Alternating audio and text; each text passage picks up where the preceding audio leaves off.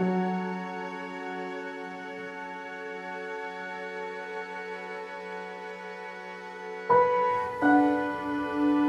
reminded of a fellow named Andres who came to us one day and said, "Look, I'm sick.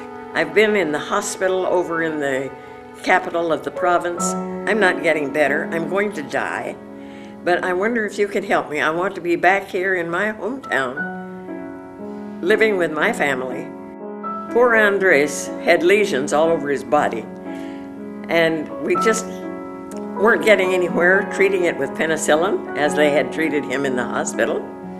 So after prayer, Helen was led to treat him for tuberculosis. She said, "Now this is a long process. You're going to have to come every day for me to give you injections, and you're going to have to take pills besides.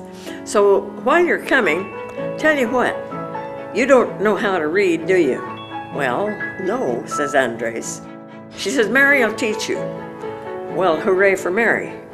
So Mary started giving Andres reading lessons.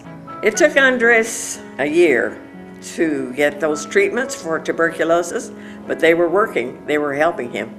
And I was teaching him to read every time he came to the house.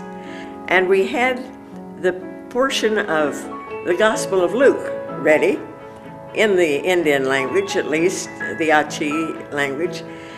And the portion that he read one day was about Andrew, who came to follow the Lord, became one of the disciples, and we just said to that Andres, "Andres, when is this Andrew going to do what that one did?"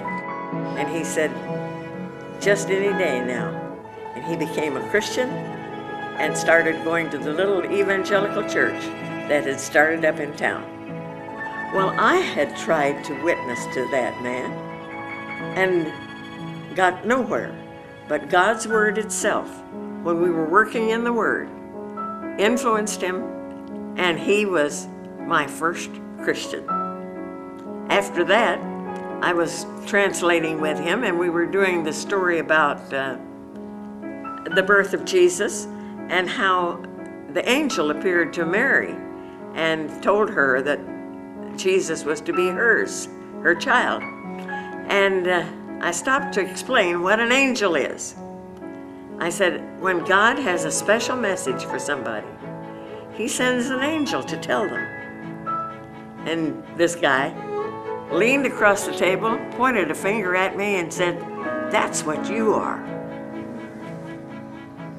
Well, besides Andres, there was one after another who came to the Lord. I can't give you figures about how long it took or how fast it grew. Actually, I've been back to visit 3 times since I retired in '91.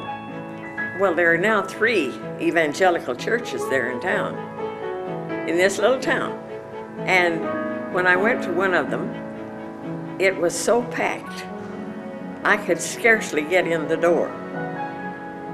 You know, I looked around at all those folks, and there were some tears that trickled down my cheek. Mary Shaw had nothing to do with that. God did the whole bit. All he did was to let me be there and maybe give it a little push. But here were all these people singing and praising him and praying and glorifying his name. That's our God.